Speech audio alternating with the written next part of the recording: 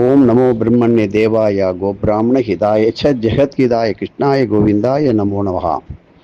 ஓம் தத்புருஷாத்மே மகாதேவாய திமி தன்னோ ருத்ர பிரச்சோதயாத்.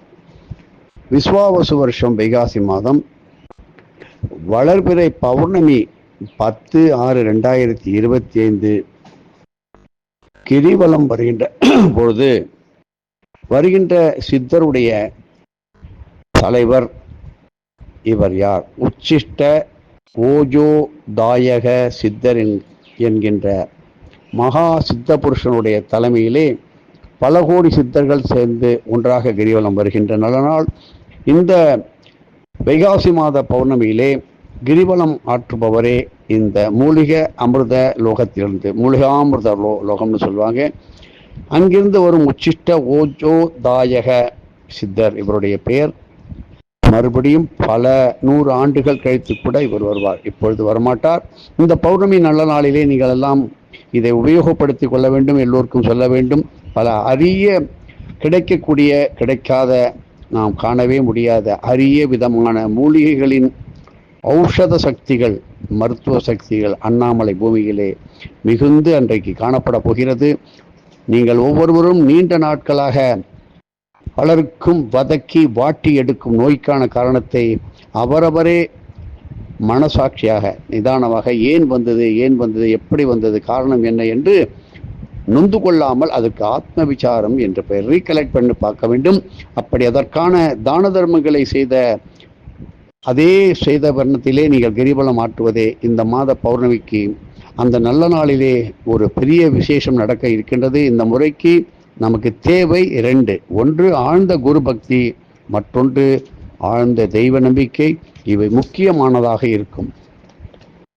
இப்படி ஆழ்ந்த பக்தியோடு நீங்கள் சந்திர பகவானின் காயத்ரி மகா மந்திரத்தை சந்திரஹோரையிலே 1008 முறை ஓதிய பிறகு, ஜபித்த பிறகு, புதன் அல்லது செவ்வாய் ஹோரையிலே நீங்கள் ஆத்ம விசாரம் செய்ய தொடங்குங்கள்.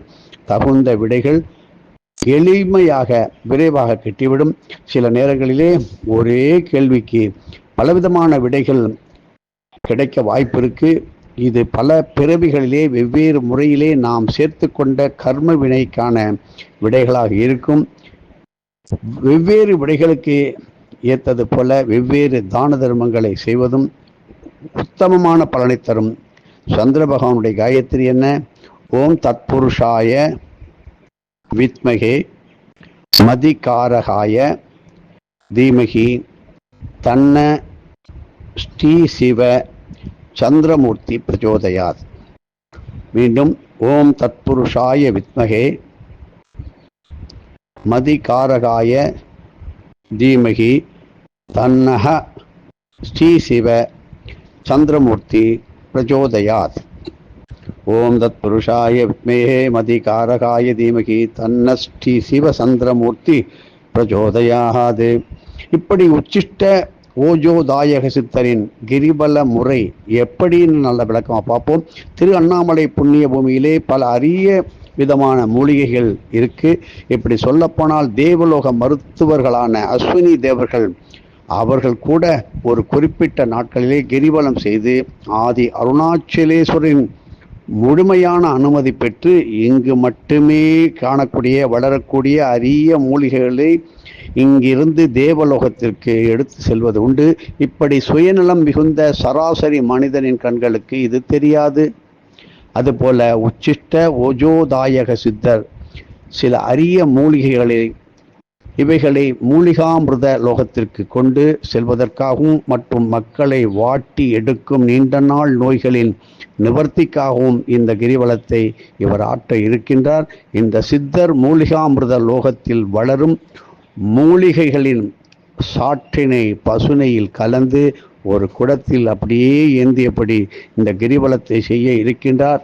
இந்த குடத்திலே சிறிது அளவு அவரது திரு உமிழ்நீர், நம்ம எச்சல்னு சொல்கிறோம் இல்லையோ, அதெல்லாம் கிடையாது, உமிழ்நீர், அந்த பிரசாதத்தையும் கலப்பார்.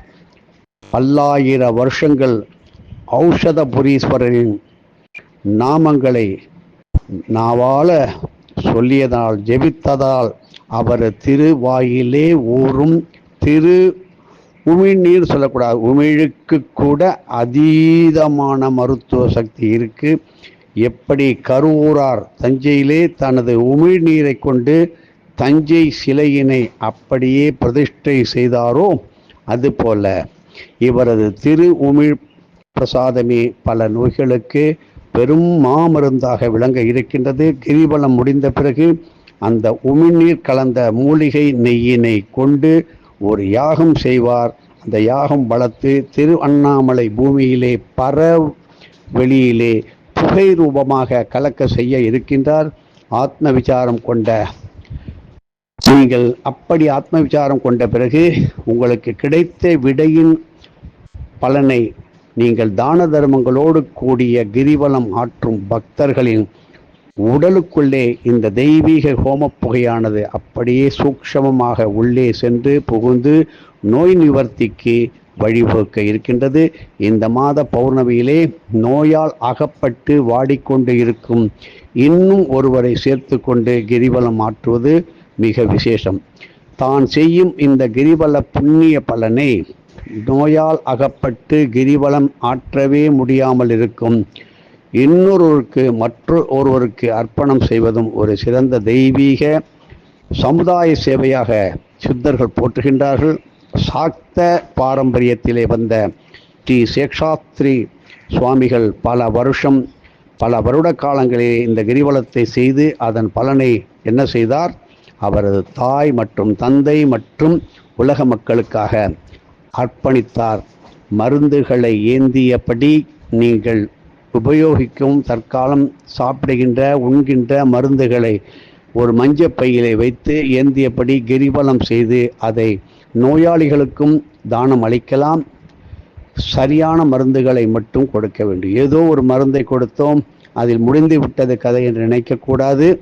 இப்படி அவர்களுக்கு உகந்த மருந்துகளை மட்டுமே கொடுக்க வேண்டும். இல்லை என்றால் உங்களுக்கு தேவையான மருந்துகளையும் நீங்கள் கிரிவலத்தின் போது எடுத்து வந்து அதை பிறகு சாப்பிட்டால் நோய் முழுமையாக அவரவர்கள் செயலுக்கு ஏற்றவாறு தீர்ந்துவிடும். கிரிவலம் வரும்பொழுது, கிரிவலம் ஆற்றும் பொழுது நீங்கள் ஓத வேண்டிய மந்திரம் திருக்குற்றாலம் பதிகம், அப்பரின் திருவதிகை பதிகம், நாமாவளி ஓம் ஸ்ரீ ஹிரண்ய கர்ப்பாய நமக என்றும், ஸ்ரீ ஆதிசங்கரர் பகவத் பாதால் இயற்றிய ஸ்ரீ சுப்பிரமணிய புஜங்கம் முடிந்தால் முறையாக படிப்புரையாவது நீங்கள் பார்த்து தேடி இப்பயே பிடித்து கண்டறிந்து ஸ்ரீமத் மகாபாரதம் புத்தகத்தையும் கிரிவல பாதையிலே எவ்வளவு தானம் செய்கின்றோமோ அதனுடைய பலன்கள் கோடான கோடியாக தலைமுறையாக உங்களுக்கு பெரும் உதவியாக இருக்கப் போகிறது.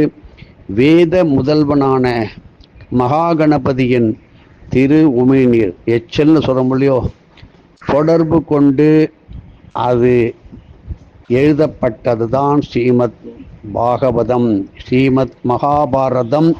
இப்படி எச்சலால் எழுதப்பட்டது. பெரியவர்கள், மகான்கள், சித்தர்கள் இறைவனின் திரு எச்சில் அந்த காலத்தில் ஏது இங்கு அதனால் எழுதப்பட்டது தான் மகாபாரதம் என்பதை இங்கே முழுமையாக நீங்கள் தெரிந்து கொள்வீர்கள் என்பதற்காக இங்கே எடுத்து சொல்ல வேண்டும்.